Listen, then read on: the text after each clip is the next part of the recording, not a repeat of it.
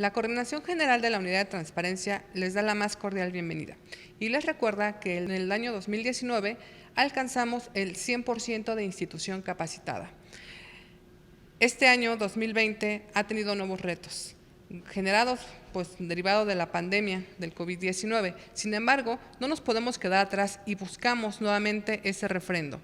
Para ello, contamos con un instructor certificado por el INAI, Felipe García, quien estará impartiendo los siguientes cursos: el curso de la Ley Federal de Transparencia y Acceso a la Información Pública y la Ley General de Protección de Datos Personales en posesión de los sujetos obligados. Muy buen día, tarde o noche, dependiendo la hora en la que usted esté viendo este podcast de capacitación en materia de Ley Federal y General de Transparencia y Acceso a la Información Pública.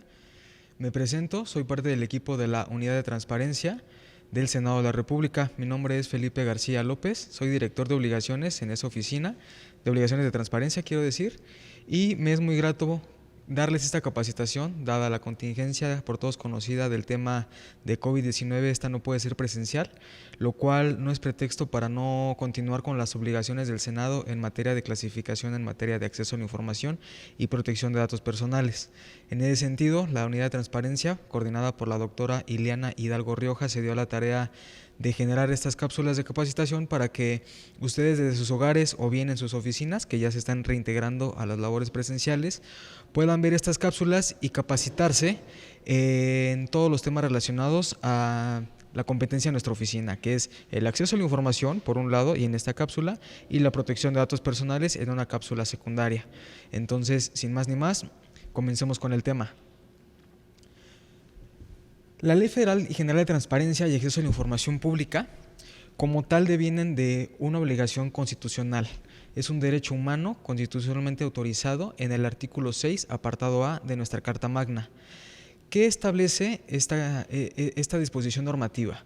Que toda persona, sin justificar por qué necesita la información, puede acceder a los documentos de los sujetos obligados. Por sujetos obligados me refiero a todas las entidades y dependencias de la Administración Pública Federal, Estatal y Municipal. Entonces, en ese sentido y desprendido de este artículo 6, apartado A, se creó la Ley Federal y General de Transparencia y Acceso a la Información Pública y sus lineamientos aplicables. ¿A qué lineamientos aplicables me refiero? A los de clasificación y a los de aplicación del propio marco normativo. Entonces, establecido lo anterior respecto de que esto ya es una obligación normativa por parte de las dependencias y entidades, tenemos que tomar en consideración que existen diversas autoridades que se encargan de proteger el derecho de acceso a la información de la ciudadanía.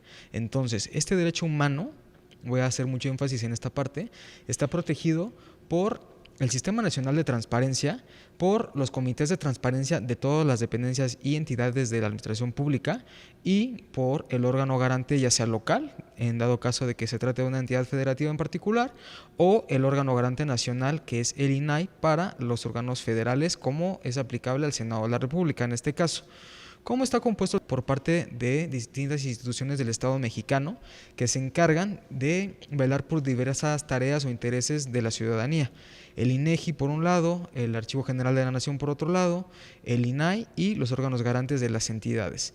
Estas en su conjunto se encargan de crear las normas y desprender todo el andamiaje legal, jurídico, normativo y administrativo del tema de la protección del derecho de acceso a la información y de los datos personales. Entonces, no es una dependencia como tal la que estime cómo debe dar el acceso a una ciudadana o ciudadano a la información que ella posee, sino viene desprendido de un andamiaje, como lo venía diciendo, legal, que dictamina el Sistema Nacional de Transparencia en su conjunto. Ya en las unidades o en los sujetos obligados, el Comité de Transparencia es quien vela porque estos intereses legales sean protegidos de una buena manera. ¿Cómo está compuesto el Comité de Transparencia, en particular en el Senado de la República? En todos los sujetos obligados se compone por un órgano colegiado, el cual debe ser impar para sus votaciones, no tener problemas de empate en las dictaminaciones o en las resoluciones, y para el caso del Senado de la República está compuesto por 5 integrantes y un secretario técnico. Entonces, este Comité de Transparencia es el órgano máximo y capaz de dictaminar en favor o en contra una resolución de clasificación, que más adelante vamos a ver en qué casos operaría. Pero bueno, una vez teniendo claro que existe una obligación normativa de proteger un derecho humano y que existen tanto autoridades en el Senado como fuera del Senado que ayudan a esta protección, tenemos que tener en cuenta la cuestión procedimental de cómo se accede a la información del Senado de la República y de todas las entidades de la administración pública, ya sea federal, estatal o municipal, como lo mencionamos en un principio. Entonces, ¿cómo se da el procedimiento de acceso en cualquier dependencia? Un ciudadano tiene la potestad de preguntarse qué están haciendo con mis recursos. Entonces presenta una solicitud de información. Yo puedo llegar al Senado de la República directamente a presentarla y decir cuánto gana un senador, por decir una pregunta bastante simple, pero que nos puede servir de buen ejemplo, ya sea de manera presencial o mediante la Plataforma Nacional de Transparencia. La plataforma está habilitada desde hace algunos años para recibir solicitudes y esto implica que la persona no tiene por qué presentarse presencialmente. Si yo vivo en otro estado, me es difícil apersonarme en el Senado de la República, puedo ingresar a la Plataforma Nacional de Transparencia y eso tiene la misma validez legal que si viniera. Entonces, esto también puede ser por cualquier otro medio estipulado en la ley, inclusive como correo postal, correo electrónico, inclusive teléfono o telégrafo, por si hubiera todavía quien utilice ese tipo de medios, también está contemplado en la ley, o vía telefónica. Recientemente a un servidor le tocó atender a una persona vía telefónica, inclusive sus limitaciones de medios remotos en su domicilio eran limitados, por lo que me comentó, no pasa nada, le ingresamos vía telefónica a la Plataforma Nacional de Transparencia de una manera manual. Es decir, el marco legal ya contempla muchas facilidades para que la persona pueda tener sí o sí garantizado su derecho de acceso a la información. Entonces, una vez que tenemos claridad de que cualquier persona puede preguntar cualquier cosa al Senado o a llámese cualquier dependencia, tenemos que tomar en cuenta a qué documentales puede acceder. Y en ese sentido, el marco legal respectivo define el término documento. El término documento es cualquier expediente, estudio, acta, resolución, oficio, correspondencia, acuerdo, así como cualquier otro registro que documente las facultades de una dependencia o entidad. Entonces, ¿a qué me refiero con esto? Que cualquier expresión documental, llámese en físico o llámese sonora o llámese de cualquier otro tipo, está considerada para ser entregable como un documento per se que da cuenta de las facultades de un sujeto obligado. Entonces, una grabación, una resolución, cualquier tipo de versión estenográfica, cosas por el estilo, para el caso de la República, son sujetos o son documentos sujetos de entregarse a un ciudadano si es que éste lo requiere por cualquier interés que le sea particular y que no tiene que demostrar al Senado de la República. Entonces, una vez que tenemos en cuenta qué significa entregar un documento, pues vienen los requisitos para presentar una solicitud por parte de un ciudadano. El nombre es opcional, siempre. Piolín puede meter una solicitud de información. Cualquier seudónimo, si queremos poner el nombre Felipe García, solicita tal información, también es válido. Sin embargo, no es necesario justificar para qué yo, Felipe García, requiero mi información. Y tampoco puedo tener la obligación de poner mi nombre si no es de mi interés, siempre y cuando no sea una solicitud de datos personales. Entonces, después tengo que describir con la mayor claridad posible la información a la que quiero acceder. Esto no quiere decir que tenga que tener los tecnicismos muy claros respecto de cómo se llama un documento. No tengo que tener la claridad para decir, solicito la versión estenográfica. Yo como ciudadano puede ser que no conozca este concepto, pero puedo pedir, solicito la grabación o bien el escrito que da cuenta de alguna sesión de pleno o de alguna sesión de comisiones, y ya al Senado de la República, a la Unidad de Transparencia y a la comisión responsable o a la Secretaría Parlamentaria le tocará darle la connotación de, quieren la versión estenográfica. Entonces, en ese tenor ya nos queda claro a qué expresión documental se refería el ciudadano. Entonces, en ese tenor, cualquier otro dato que facilite su localización va a ser trascendental que se proporcione si es que está en potestad del ciudadano poderla otorgar. Y de manera final, la modalidad en la cual se requiere la información, llámese vía escrita o llámese por entrega directamente en las oficinas de la Unidad de Transparencia o por medio de la Plataforma Nacional de Transparencia. Entonces, tenemos también el tema de las temporalidades o los plazos para brindar respuesta a una solicitud. Pasa algo particular y se nos confunde de repente algún servidor público con el tema de derecho de petición. Este bien es un concepto que está desprendido también de la Carta Magna. Sin embargo, al no tener una temporalidad específica, podemos confundirlo con el derecho de acceso a la información. El derecho de acceso a la información tiene muy claros cuáles son las temporalidades para dar una respuesta.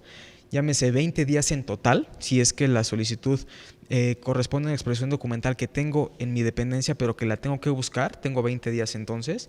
O bien, si no me queda tan claro qué requiere el ciudadano, tengo 5 días para pedirle un requerimiento de información adicional. Este ciudadano tiene 10 días para desahogar este requerimiento, o bien la solicitud se dará por no presentada. Una vez que se desahogue el requerimiento de información adicional, se resetean los 20 días que tengo para responder, ahora sí, con la claridad deseada de lo que quiere el ciudadano. Y la no competencia. La no competencia es importante tenerla en cuenta porque para este tema solamente tengo 3 días. Si yo no tengo la información, no tengo por qué demorar más tiempo al ciudadano en su interés de buscar cierta información. Si por un error un ciudadano ingresa una solicitud al Senado buscando cuánto gana un diputado, pues con bastante claridad puedo responder de inmediato que esa información no obra en el Senado de la República, sino obra en Cámara de Diputados. Entonces, para esto únicamente tengo 3 días y para información disponible públicamente tengo 5 días hábiles. Regresando a mi ejemplo, ¿cuánto gana un senador? Lo tenemos publicado en Obligaciones de Transparencia y en la página internet del Senado. Es muy fácil mandarle al ciudadano una liga electrónica con esta información y para esto únicamente tengo 5 días. Si quiero saber cuánto ganan él, sus equipos y aparte de sus currículas vitae y alguna solicitud un poco más elaborada, puedo regresar al paso inicial de 20 días. Todo va dependiendo de caso en caso el tratamiento que tengo que dar a una solicitud. El tratamiento siempre va a ser individual y los tiempos en ese sentido pueden variar. Entonces, las cuotas. Tengo también, como ciudadano, el derecho de acceder a la información mediante copias simples o certificadas. Las copias simples y certificadas se cobran a partir de la hoja número 20 para el caso de las copias simples. Esto porque la ley así lo contempla. La hoja 21 en adelante se cobran a costo de 50 centavos por copia simple. Es decir, si yo tengo 30 hojas, te cobraré 10 pesos por concepto de lo que gasta el Estado en material para utilizar las fotocopias específicamente y no tener un detrimento en las arcas de lo que va teniendo cada dependencia o entidad asignada para sus temas presupuestales y esto no le afecte. Para las copias certificadas va teniendo un costo mayor avalado por el Comité de Transparencia de cada dependencia o entidad. La ley contempla algunos ajustes razonables a los costos. Es decir, si yo como una persona que demuestro ser de escasos recursos o algo por el estilo, se puede hacer algún ajuste que sea razonable dentro de los parámetros emanados de la propia ley, a efecto de que esta persona no tenga la obligación de pagar tanto por satisfacer su derecho de acceso a la información. Pero esto ya requiere un análisis un poquito más específico por parte de los órganos y del Comité de Transparencia de cada dependencia o entidad. Entonces, una vez que tenemos claro que existe, para recapitular, una obligación normativa por parte de las dependencias y entidades de acceder a las peticiones ciudadanas respecto del derecho de acceso a la información de estos y que tengo ciertos plazos para responder dependiendo del caso en caso, tengo que tomar en cuenta que mis respuestas siempre tienen que ser de la mano del principio de máxima publicidad. Es decir, toda información del Senado es pública y de cualquier dependencia. Debe ser clara, debe ser completa, tiene que ser accesible y es sujeta a un claro, muy claro régimen de excepciones que deben ser legítimamente comprobables por parte de la normativa de la materia. Ahorita vamos a ver esas claras excepciones. Sin embargo, tiene que tener todo servidor público en conciencia muy clara que todos los documentos que tiene en su escritorio son sujetos de acceso a la información y no tenemos que hacernos la pregunta que nos hacíamos en la vieja escuela de ¿para qué lo quieren? Simplemente es mi obligación como servidor público brindar esa información en cuanto se me solicite. Entonces, mencionaba hace un momento las excepciones a la regla. ¿Cuáles son esas excepciones cuando no voy a entregar información de una manera muy puntual? Cuando tiene que ser por algún motivo clasificada como reservada o como confidencial. Las clasificaciones suponen estas excepciones, es decir, no te voy a entregar el documento per se porque está sujeto a, no está sujeto al escrutinio, mejor dicho, porque la ley me lo contempla así. Un ejemplo muy claro sería una averiguación previa. Una averiguación previa, hablando de unidades o de dependencias y entidades que se dedican al esclarecimiento de delitos y cosas por el estilo, cosas afines, no pueden entregar una información que puede vulnerar el proceso de la integración de esta carpeta de investigación, para ponerlo en los términos más actuales conforme a las leyes de la materia. Para el caso del Senado de la República, voy a poner un ejemplo bastante claro, que es las controversias constitucionales que pudieran ser reservadas durante un periodo de tiempo por estar en el proceso respectivo en las unidades responsables. Entregar esta información me puede ser perjudicial porque estamos en un proceso deliberativo. Entonces, en ese sentido, tengo que llevar un proceso antes de sacar a la luz mi dictaminación, y que alguien conozca esta información me puede menoscabar un poco mi procedimiento. Para poder demostrar que esta información no puede salir a la luz, llámese averiguación previa, llámese algún otro tipo de información, tengo que demostrar que la divulgación de esta información representa un riesgo real, demostrable e identificable, que causa un perjuicio significativo al interés público y o, en su caso, a la seguridad nacional. Estados de fuerza y cosas por el estilo también pueden ser un ejemplo de ello. El riesgo del perjuicio pues se supondría que supera el interés público general que se difunda, y que la limitación se adecua al principio de proporcionalidad y representa el medio restrictivo disponible para evitar el perjuicio. Esto es, que tengo que dejar al ciudadano con bastante claridad que la información no se puede dar en ese momento porque me causaría a mí como dependencia un perjuicio, y no es porque realmente no lo quiera entregar por alguna cuestión de opacidad o algo por el estilo. Entonces, como tal, las causales de clasificación van a extinguirse porque no toda la información se puede clasificar para siempre. La ley únicamente contempla un máximo de 5 años en los cuales un documento puede ser clasificado. Yo lo voy a desclasificar siempre y cuando se hayan extinguido estas causales que dieron origen a la clasificación, o bien el plazo haya expirado. Si concluyen los 5 y yo necesito todavía tener la información bajo algún tipo de reserva, lo puedo volver a clasificar por medio del Comité de Transparencia, y esta reserva puede volver a ser de 5 años. Es decir, un documento puede tomarse un tiempo de clasificación de hasta 10 años como máximo, y después de esto no hay manera de que el documento pueda reclasificarse por una tercera ocasión. Entonces, cualquier documento es susceptible de entrega, salvo que entre en alguna de las causales previstas como temas de clasificación. Entonces, esto es muy importante para efecto de que si yo tengo una información en mi escritorio, la tengo que analizar antes de entregarla a un ciudadano, por no incurrir en algún tipo de responsabilidad también. Para esa asesoría y demás está evidentemente la unidad de transparencia. Las unidades administrativas, técnicas y parlamentarias se acercan a la unidad de transparencia para efecto de poderles asesorar si una información es susceptible de entrega o no cuando existe la duda. Hay información que es muy evidente que es pública, así como hay información que es muy evidente que es reservada. Todo lleva un análisis previo en el Senado de la República antes de llegar a los ojos de los ciudadanos.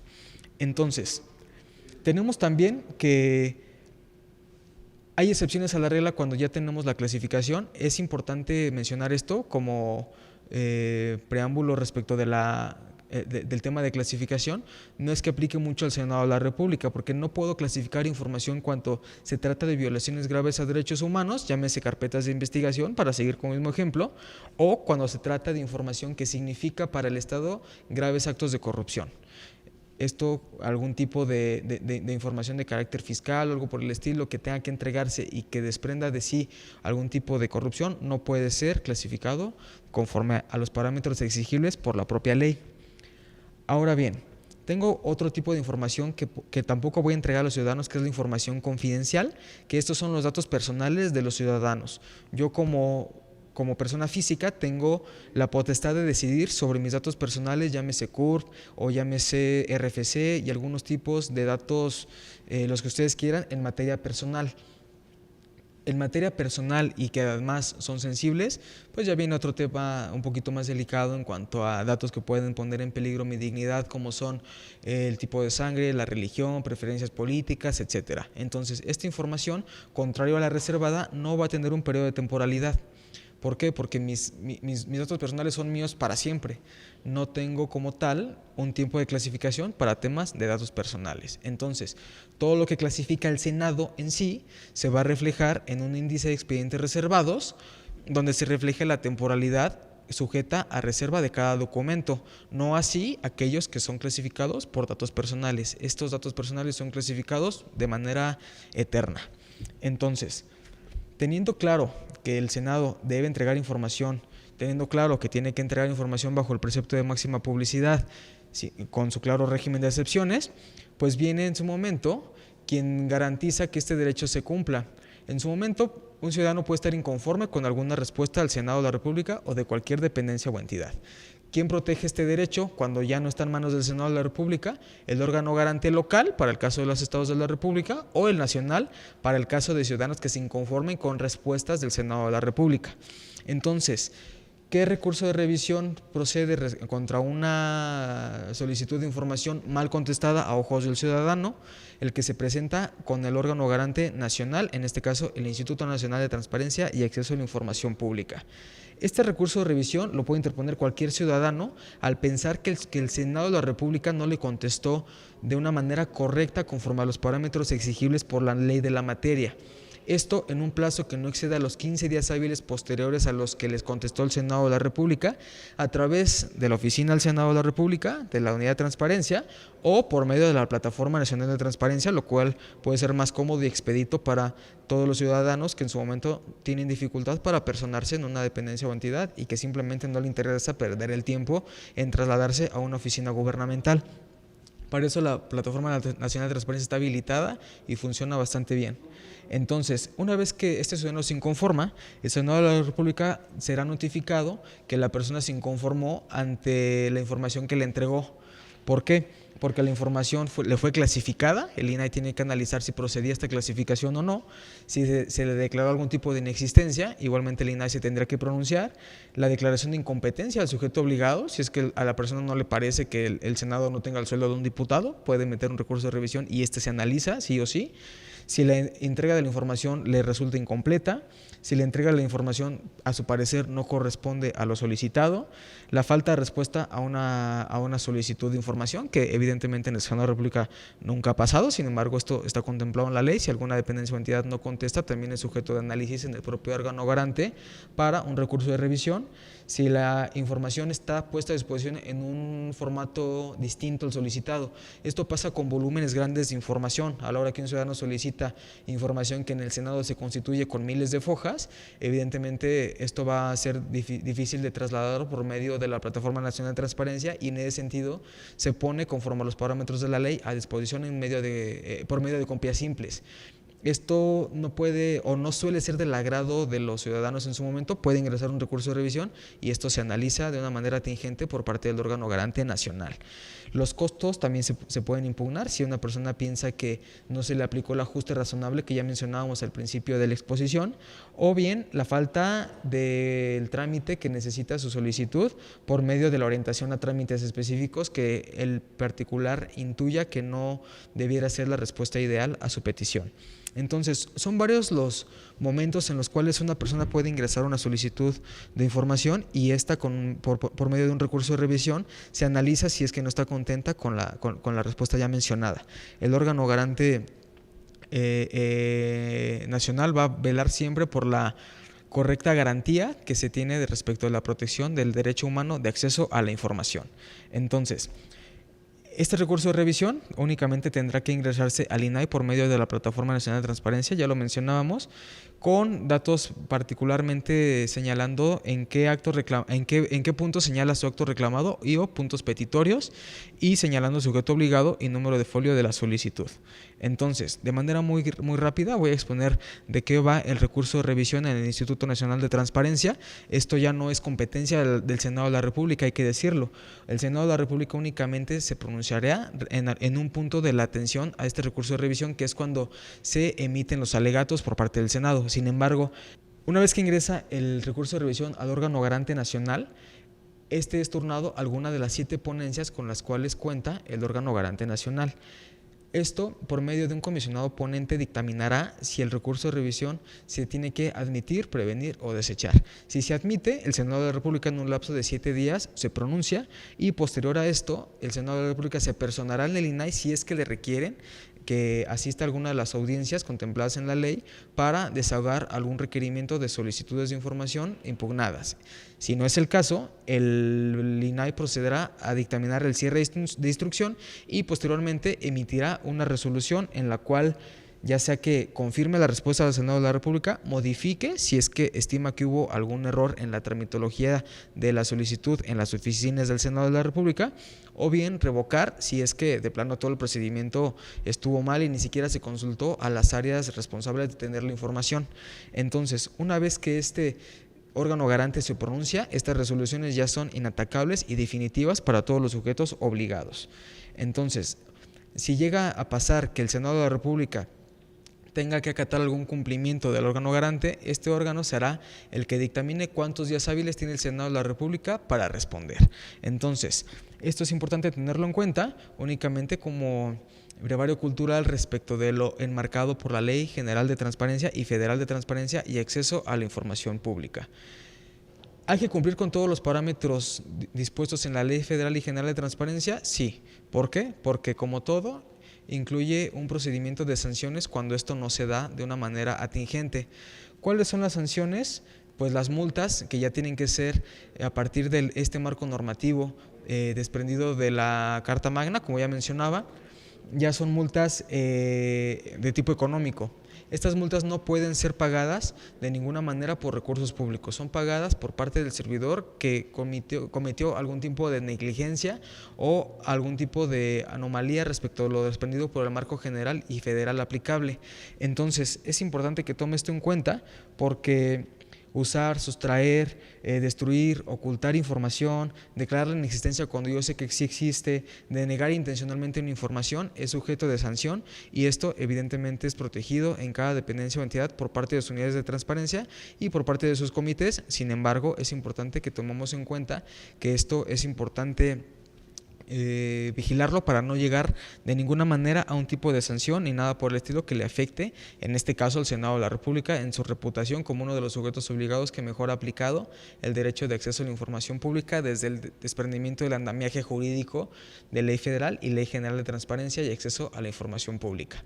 Ya para finalizar, este es uno de los temas que yo creo que menos injerencia en las unidades administrativas, técnicas y parlamentarias y en general en todas las entidades y dependencias de la Administración Pública Federal ha tenido porque todavía tenemos mucha resistencia al respecto. Entonces yo creo que el Senado de la República se ha encargado por medio de este tipo de capacitaciones, podcasts y en general cuando no hemos tenido alguna pandemia que nos lo impida, hemos concientizado de una manera muy persistente a las unidades administrativas, técnicas y parlamentarias para que se acerquen y podamos juntos dar la mejor respuesta al ciudadano.